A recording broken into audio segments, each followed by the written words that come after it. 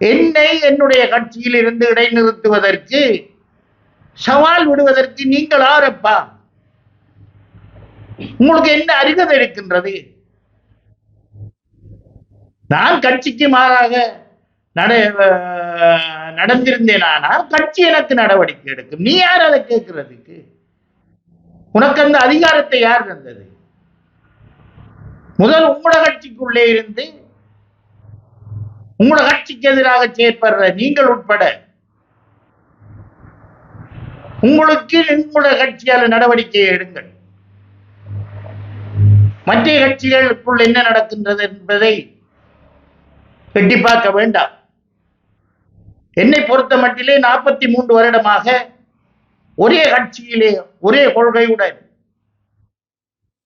தமிழ் தேசியத்திற்காகத்தான் நான்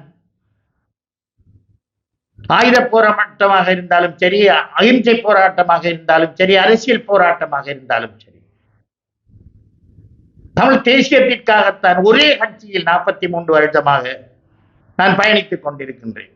ஏனையவர்களை போன்று குரங்கு மாதிரி அங்கும் இங்கும் தாவி திரிபவன் நான் அல்ல. ஒன்றை உணர்ந்து கொள்ள வேண்டும். தேசியம் என்றால் என்ன? தமிழ் தேசியம் என்றால் என்ன? போராட்டம் என்றால் என்ன? இந்த போராட்டத்தின் மூலம் ஏற்பட்ட இழப்பு என்ன? தமிழ் மக்களின் தேவை என்ன என்பதை நீங்கள் புரிந்து கொள்ள வேண்டும். வெறுமனே கதிரைக்கும் பதவிக்கும் ஆசைப்பட்டு ஏனையவர்களை தூற்றுவதையோ அல்லது விமர்சிப்பதையோ நீங்கள் உணர்ந்து கொள்ள வேண்டும். உங்களை நீங்கள் சுய பரிசோதனை செய்து கொள்ள வேண்டும். வணக்கம். நேற்றைய தினம் மண்முனை தென்னறிவில் பற்றி பிரதேச சபையின் தவிசாளர் தெரிவு நடைபெற்ற பின்பு மட்டக்களப்பின் பாராளுமன்ற உறுப்பினர்களில் ஒருவரான தம்பி சாணக்கியன் அவர்கள் என்னை பற்றிய பல அவதூறுகளை வெளிப்படுத்தியிருந்தார். இது விடயமாக சில விளக்கங்கள் கொடுக்க வேண்டிய கடமைப்பாட்டில் நான் உள்ளேன்.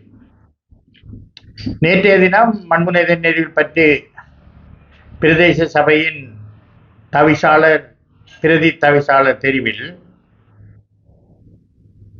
20 உறுப்பினர் கொண்ட அந்த சபையில் ஜனநாயக தமிழ் தேசிய கூட்டணியின் சார்பிலே ஒரே ஒரு உறுப்பினர் தான் அந்த சபைக்கு தெரிவு செய்யப்பட்டிருந்தார்.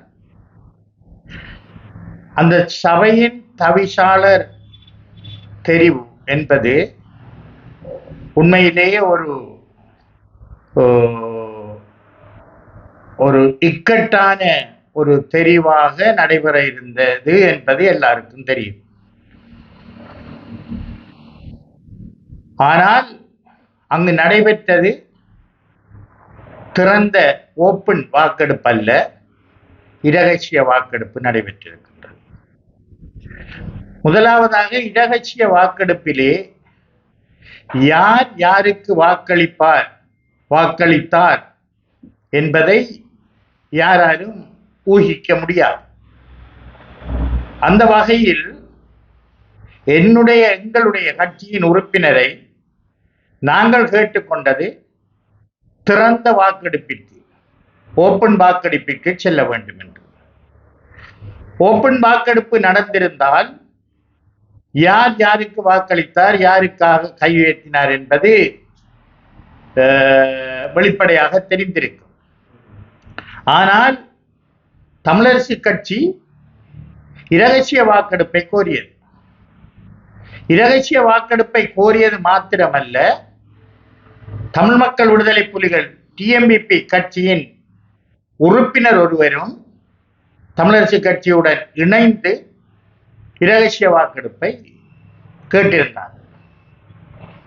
அந்த வகையில் அங்கு நடைபெற்றது இரகசிய வாக்கெடுப்பு. அந்த இரகசிய வாக்கெடுப்பிலே எங்களுடைய கட்சியைச் சேர்ந்த உறுப்பினர் பெரும்பான்மை கட்சியின், அதாவது தேசிய மக்கள் சக்தியின் வேட்பாளருக்கு வாக்களித்தார் என்பது எப்படி தெரியும்? அதை எப்படி தம்பி சாணக்கியன் உறுதிப்படுத்தினார்?